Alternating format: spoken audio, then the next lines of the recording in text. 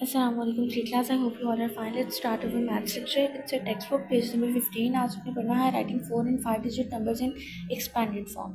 expanded form का मैंने आपको पहले भी क्लास में एक्सप्लेन किया था. expand का मतलब होता है उर्दू में फैलाना, नंबर्स को फैला कर लिखना. उसमें हमारे पास सबसे फर्स्ट आ जाएगी लेटेस्ट प्रैक्टिस में right of following numbers in expanded form. उसमें जो A to E क्वेश्चन है वो हमारे पास 4 डिजिट्स में है और जो F to J क्वेश्चन है वो हमारे पास 5 डिजिट्स में है. अब हम 4 and 5 डिजिट्स के जो से एक्सपैंडेड फॉर्म देखेंगे. एक्सपैंडेड फॉर्म में आपने क्या करना है, सबसे फर्स्ट वाला डिजिट जो सा है जैसे 6 A वाला उसने आपको सॉल्व करके दिया है. सबसे फर्स्ट डिजिट लेंगे 6 वाला, उसके आगे 6 के देखेंगे 3 डिजिट्स हैं तो उतने हमने जीरोस लगा देने हैं और उसके साथ हमने प्लस का साइन लगा देना है. देन अब 6 का काम ख़त्म हो गया. उसके बाद हमने देखना है 8 है. 8 हमने लिखना है. 8 के आगे जितने डिजिट्स होंगे उतने हमने जीरोस लगा देने हैं और उसके बाद हमने प्लस का साइन लगाना है क्योंकि अभी हमारा क्वेश्चन ख़त्म नहीं हुआ. 8 के बाद डिजिट्स हैं. उसके बाद हमने देखना है 8 के बाद 3 है. 3 लिखना है और 3 के बाद 1 डिजिट है तो हमने 1 0 लगा देना है और उसके साथ प्लस का साइन लगा देना है. लास्ट पे हमारे पास अकेला 9 रह गया है. हमने 9 को लिखना है और उसके साथ साइन नहीं लगाना क्योंकि 9 के बाद कोई डिजिट नहीं है. आगे बी सी और डी जो से हैं वो इसी तरह से होंगे.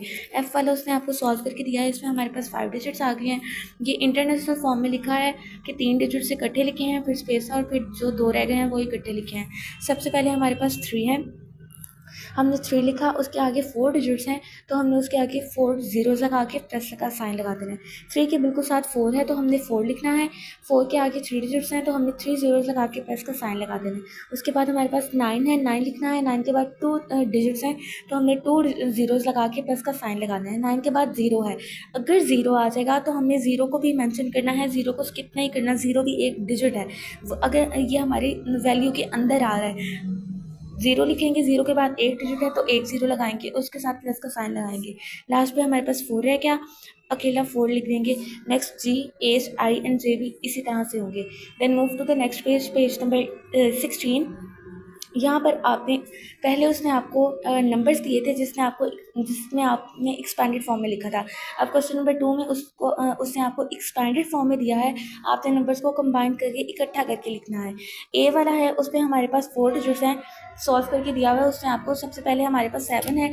अब हमने क्या करना है कि इन सब के जो फर्स्ट डिजिट हैं जिसमें 7 है, 3 है, 1 है, 6 है, ज़ीरोज़ को स्किप करके हर वैल्यू का फर्स्ट डिजिट हमने लिख देना है. जैसे ए में सबसे पहले हमारे पास 7 आ रहा था, हम 7 लिख देंगे यहाँ पर. उसके बाद हमारे पास 3 आ रहा था तो हमने 3 लिख देना है. फिर 1 आ रहा था, 1 लिख देना है.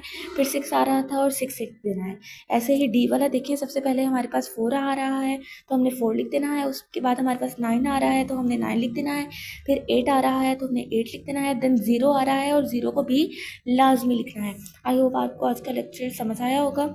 आपने इसको अपनी टेक्स्ट बुक के ऊपर नोट्स को कंप्लीट करना है और इसके घर में अच्छे से प्रैक्टिस करनी है. तब तक के लिए अल्लाह.